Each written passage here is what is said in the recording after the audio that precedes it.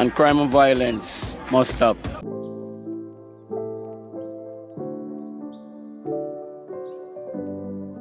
Yeah, my people, welcome back, man. Welcome back, and thanks for tuning back again. You don't know it's another day. It's another day. It's a pleasure to be here again. Tuning back with the people and bless upon yourself. We are in the post era, but before I go any further, good day, good morning, good afternoon. Good day, just good day to everybody. You understand? Whenever you guys really watching it, but I know a lot of people watch it, in the night, afternoon, evening, and morning. You understand? Some people are waiting on it in the morning to drop, but another day, it is the post era of the game that played, yesterday, in Kingston at Savannah Park, where, we got the better of, St. Vincent and the Grenadines 3-0 in the second leg, 4-1 on aggregate. But I'm here to talk about, some stuff that surround the game.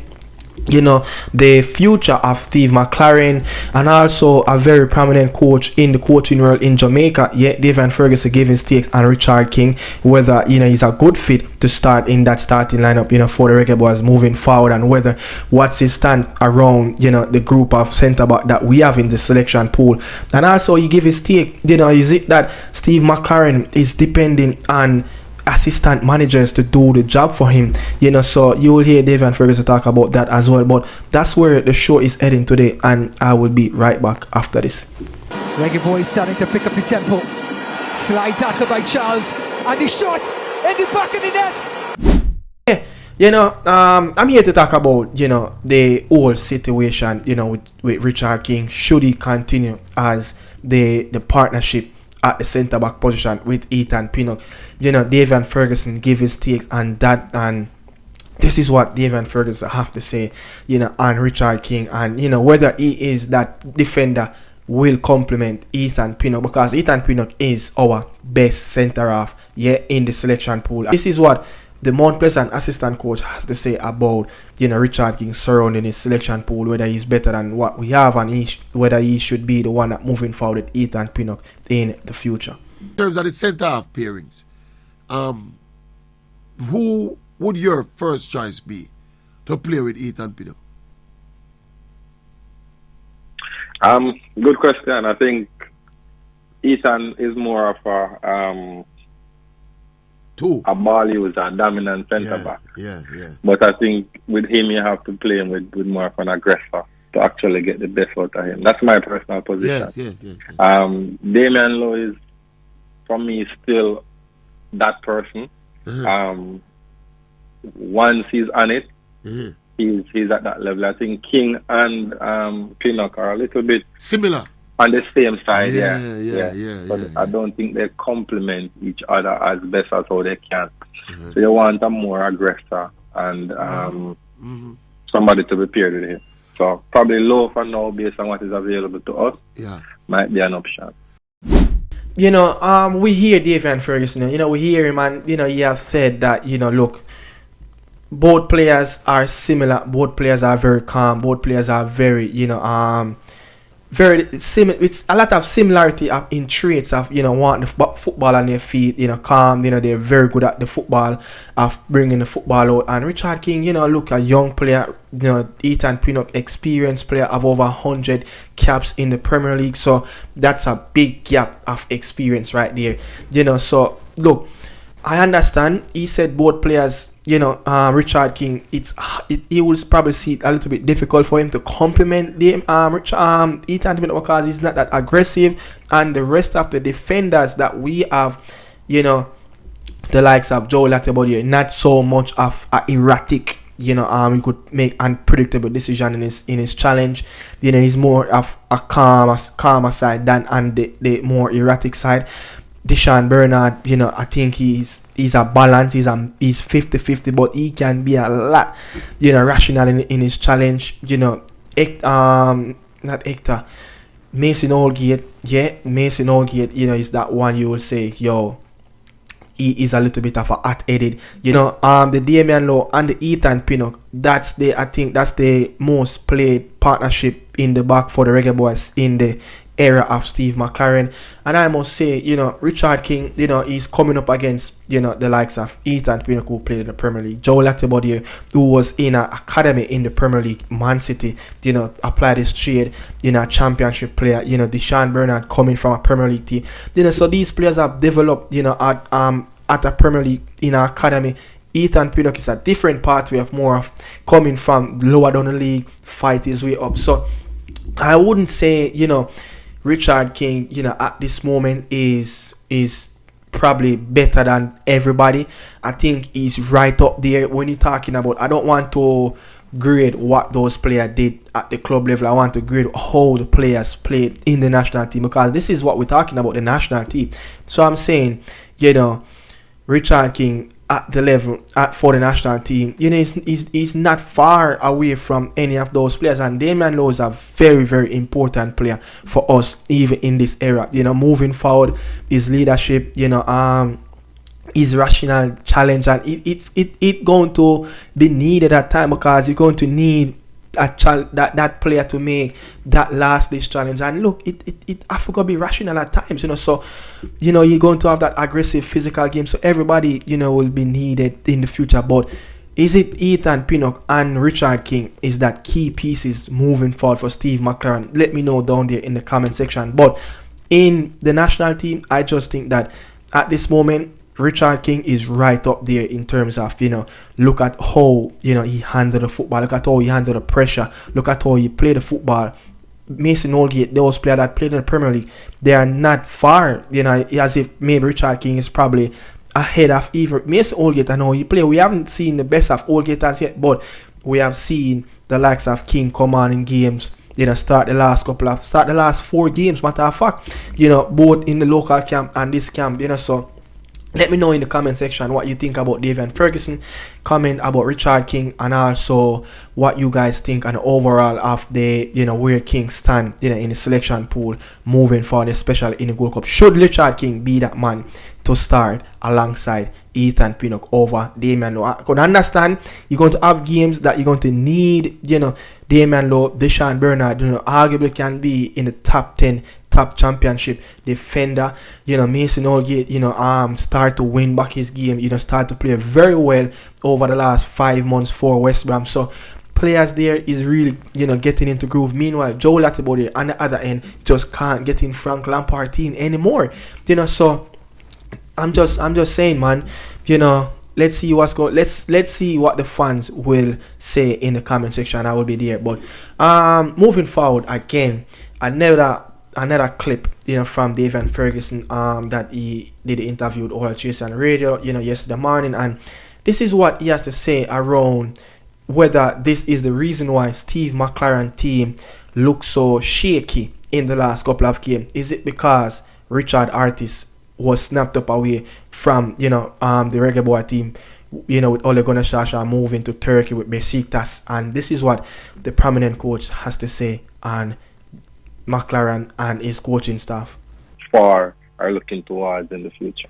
All right, one of the, I suppose is the biggest complaint about the team, Fergie, is how we look a little bit disjointed in possession in terms of comparatively how modern football is played. When we especially playing against weak oppositions like St. Vincent and the Grenadines, in terms of how we dominate the ball, how we pass, we control the tempo, we play through the lines. We're not seeing that simple semblance of proper football.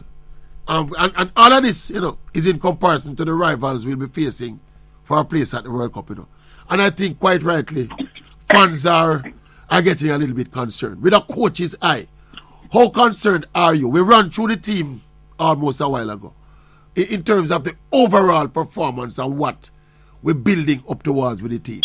How far you think we are along the way to get the thing right, my boss? It's international football, so it's a little bit different than club football. But what I must say for coach, in defense of Coach McCLAREN, as I said before, when he just started, I saw clear indication of some of the things that he wanted to do. Yeah. Having left those assistant coach, I think he's actually back at square one in terms of some of the things that he wants. Who are there now? Trevor Sinclair is there. And I'm not sure of the personnel, but I know that both of them are out. The goalkeeper coach. Yeah, and Sinclair was there coach. from the start, but the goalkeeper is Meran still there? Yeah, he's still there. Okay. And then there's a new assistant coach who was the youth team coach for the England national team as well. So you think it's that pivotal, the assistants in the process, Fergie? Very, very, very important. I think it's understated in our parts of the world. Yes. But the assistant coach in these setup, especially the setup which McLaren employs or is used to, does a lot of the on the field work where the preparation of the team is concerned.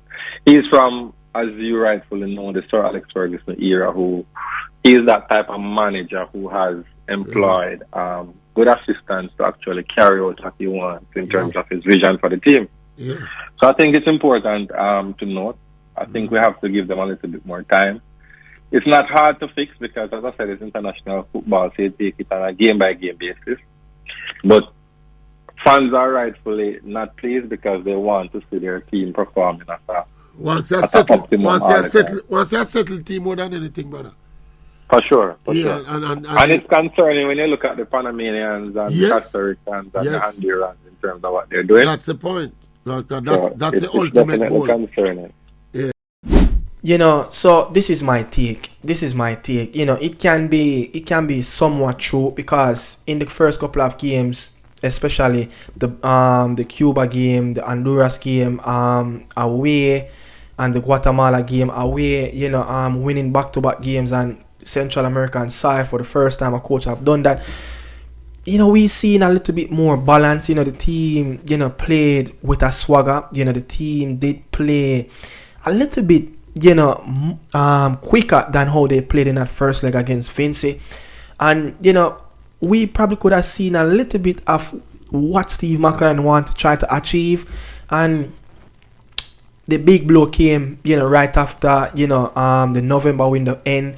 And then we go into, you know, the March window. Richard Artis is not there anymore. Ole Gunnar Solskjaer, you know, signed for Turkish club and he gone with him, you know. So now we saw what, you know, Paul Simpson, you know, is a very, very experienced manager, you know, and Steve McCLaren been known to have these very, very experienced manager alongside him who will help him moving forward. And I think even when he was, you know, the head coach for England national team, Terry, you know, Venables was the coach, a coach that once used to coach, you know, the Barcelona team, you know, very, very good managerial role in the Premier League. I think Crystal Palace, QPR, you know, very prominent team in, you know, in the English football, you know. So he been known to hire the best of the best, you know, assistant coach, somebody that can help him out tactically, which I think is not a, you know, he's not a tactical genius. He's more of a man manager, just like, you know, he learned from the greatest, you know, Sir Alex Ferguson, who apply the same trade in his managerial career as well. Always have that, you know, top figure, you know, right hand man right beside him as assistant coach, you know. So now Paul Simpson is the man, you know. We see the team a little bit more better. Is it that what David Ferguson said, that, you know, it's just unfortunate that Richard Artis left the job and, you know, now it's a new man at the helm, you know, things have been a little bit shaky, but there's a lot of questions still around, you know, Steve McClaren. As I said, he's not a tactical, you know, genius. He's not so of a big, you know, coach that he will, you know, outplayed and you know, tactics, outthink the opponent coach. And I'm saying, you know, I just think even the games that we played against the US, you know, we got outplayed by the US. We got outthinked by, you know, Pochettino. And again, question there to answer again in the first leg. You know, team look a little bit more better than the first leg, you know. And how that team performed in the first leg against Vinci, anything better would be a lot more, you know, pleased in our eyes for the Reggaeboyz fans. But I'm willing, you know, to give it a try. You know, let me know what you guys think. I'm willing to give it a try to see if this era of the Paul Simpson era will begin again you know, McLaren been known to always bring in these very, very important figures as him right-hand man. You know, so let's see what's going to happen. But my big problem around this is that there is the lack of there's a lack of experience in this region. You know, I know Fitzroy Simpson is there. There's a lack of experience in our coaching department. We don't have a past player.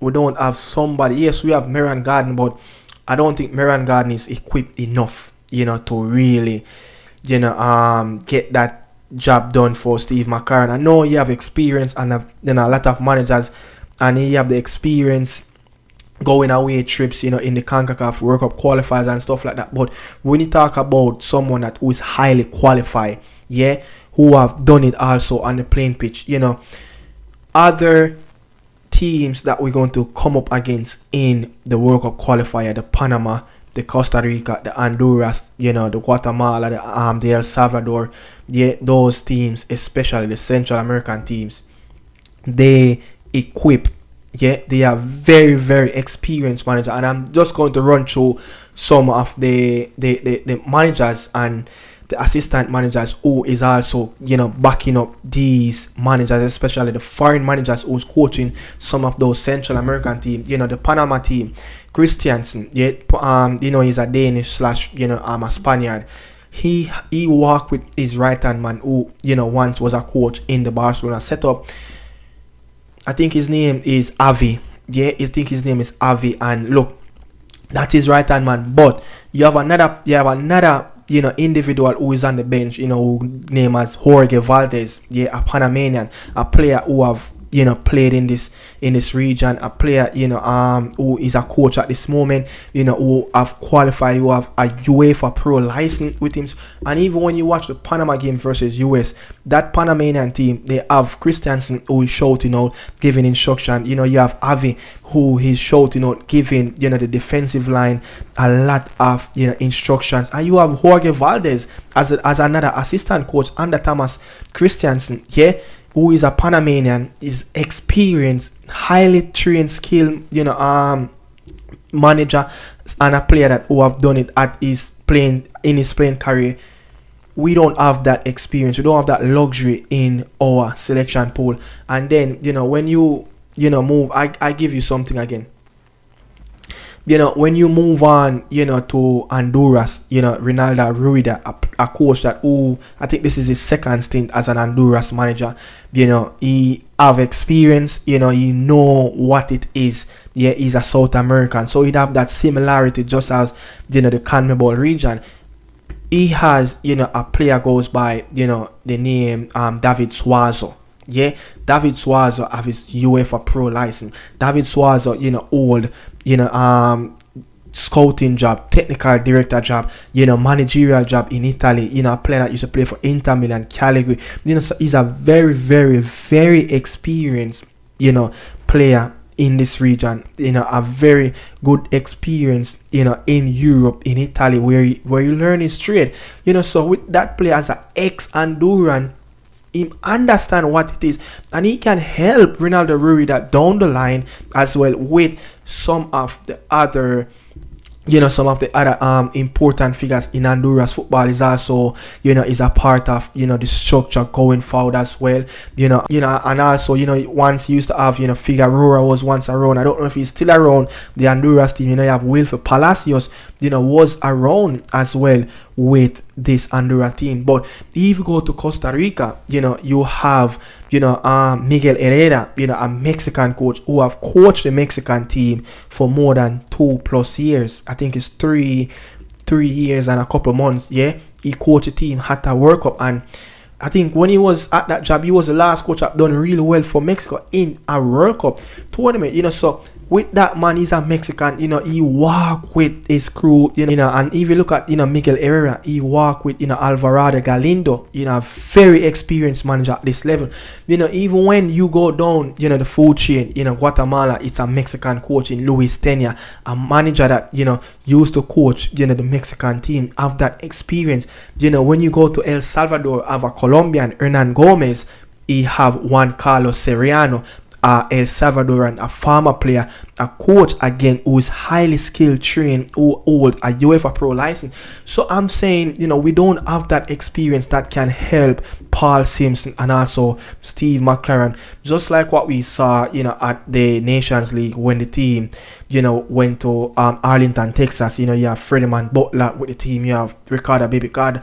I think we need something like that around Paul Simpson and Steve McCLAREN, that the smallest details, the smallest details will help, and how to just, you know, advise these coaches about traveling to games in this region, what to expect, you know, how to deal with, you know, the preparation. You know, these things are very important. It takes everybody to qualify for a World Cup. So that's all I'm saying. You know, we don't have that highly skilled trained manager in our coaching staff at the national level who, you know, once was a former player and who is a highly skilled trained manager. You know, we have so many, you know, coaches overseas that I would say, look, if we can get somebody on board, you know, just like what I think Burton is the assistant coach, you know, for Hubert Buzz before the national team, the women national team. So we have coaches out there. It's just that how we going to get those coaches in. But that's all I have to say. You know, let me know what you guys think in the comment section. You know, I'm out. See you guys next time again. Man up. And crime and violence must stop.